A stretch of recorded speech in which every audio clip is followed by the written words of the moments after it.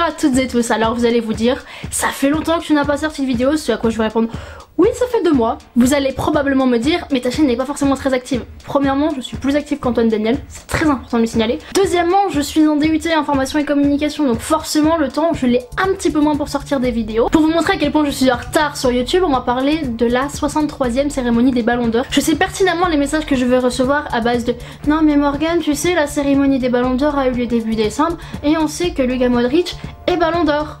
Je le sais, je vis encore sur la même planète que vous. Pour cette vidéo, on va bien évidemment parler du Ballon d'Or 2018, les polémiques que ça a suscité, mais également les polémiques des années précédentes. Donc pour les personnes ne vivant pas sur la même planète que nous, ou tout simplement les néophytes... Attendez, néophytes, un mot intelligent? Ok Google, qu'est-ce qu'un néophyte? Selon Wikipédia, un néophyte désigne à l'origine dans l'église chrétienne une personne récemment baptisée. Un néophyte est, par analogie, une personne nouvellement entrée dans un parti, une association, un groupe quelconque. Un néophyte peut également être un débutant dans le domaine auquel il se consacre. Voilà, donc si vous vous reconnaissez, vous êtes des néophytes. On va tout d'abord commencer avec le vote provenant des Comores.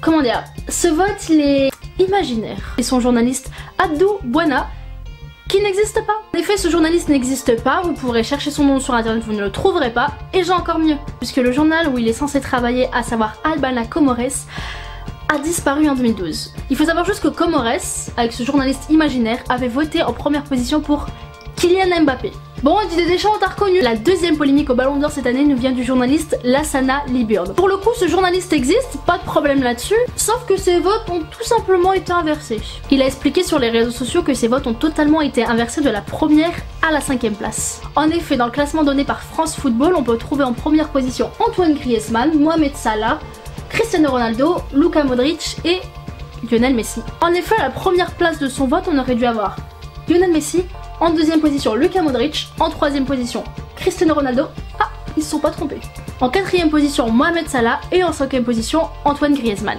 Bah, à mon avis c'est encore un goût de Didier Deschamps. Ce qui est dingue c'est que même lorsqu'un vote est truqué, un Français n'arrive même pas à gagner le Ballon d'Or. Continuons les polémiques du Ballon d'Or 2018 puisqu'au final on a retenu que ça avec ce bon vieux Martin Solveig, très classe. Est-ce que tu sais twerker? Il faut savoir qu'à ce moment-là, c'était la première fois qu'une femme remportait le Ballon d'Or dans l'histoire du football. Et pour la petite ou plutôt la grande histoire du football, la première femme à avoir remporté le Ballon d'Or se nomme... Ok Google, qui a remporté le Ballon d'Or cette année? Ada Hegerberg. Oui, vous l'avez entendu, c'est Anna Hegerberg. Mais comme je voulais pas faire une Nico, c'est totalement me foirer sur le nom, j'ai préféré demander à Google.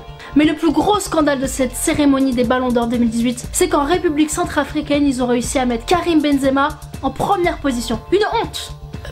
Pour les fans de Karim Benzema, c'est une blague. Un autre gros problème de cette cérémonie en 2018, c'est que les résultats ont fuité quelques heures avant la cérémonie, sur Twitter notamment. Cependant, la cérémonie 2018 n'est pas la seule cérémonie où il y a eu énormément de polémiques, notamment au niveau des voix. Pour prendre quelques exemples, en 2013, l'ancien sélectionneur du Koweït, à savoir Jordan Vieira, a vu ses votes quelque peu changer. En effet, il a expliqué avoir voté en première position pour Zlatan Ibrahimovic, mais il s'est retrouvé avec Lionel Messi, rien à voir. Des personnalités beaucoup plus connues et importantes dans le monde du football ont parlé de ce trucage des votes. En 2016, un certain Patrick Kluivert a affirmé avoir voté pour Lionel Messi en première position, sauf qu'il s'est retrouvé avec un classement de la première à la troisième place de Neymar, Luis Suarez et Lewandowski. D'autres personnalités à l'image de Thiago Silva ont parlé de ce trucage de vote. En effet, en 2012, Thiago Silva a affirmé avoir voté en première position pour Cristiano Ronaldo, sauf que son vote s'est transformé en Lionel Messi. Par ailleurs, Gianluigi Buffon a connu cette même situation avec les mêmes joueurs la même année. Mais vous allez me dire, mais tu nous parles de vote, mais on ne sait même pas comment se procèdent les votes. Alors c'est simple, je vais vous parler de l'année 2018. Premier à 6 points, le deuxième à 4 points, le troisième à 3 points, le quatrième à 2 points, et le cinquième à 1 point. Et ce sont des correspondants, des journalistes qui votent, et cette année ils étaient 225. 80 hommes, 45 femmes.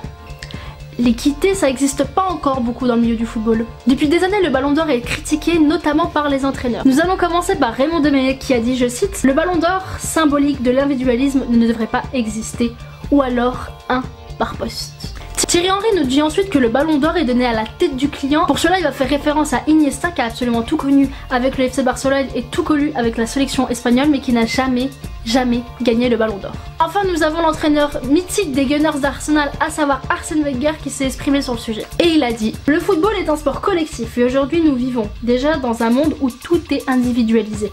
Je me considère comme le premier ennemi de l'individualisme. Et il poursuit le petit tacle avec: on a vu beaucoup de joueurs qui ne pensent qu'à eux parce qu'ils sont obsédés par le Ballon d'Or et non par le rendement de l'équipe. Ça, c'est fait. Pour finir, je vais donner mon avis sur le Ballon d'Or. Je trouve que cette cérémonie finalement ne sert pas à grand chose parce que le football est un sport collectif et qu'il faut penser collectif. Et le problème avec ce Ballon d'Or, c'est que les joueurs sont obsédés et ne pensent plus qu'aux statistiques. Oui, bon, ok, je reprends la même opinion qu'Arsène Wenger. Et toi qui es devant ton écran d'ordinateur ou de téléphone, que penses-tu de la cérémonie des Ballons d'Or? Penses-tu qu'il faut supprimer cette cérémonie ou qu'au contraire qu'elle est positive? Et plus globalement, que penses-tu du vainqueur de cette année, à savoir Luka Modric? N'hésite pas à me dire ton opinion dans la barre des commentaires. Sur ce, nous on se retrouve pour une prochaine vidéo.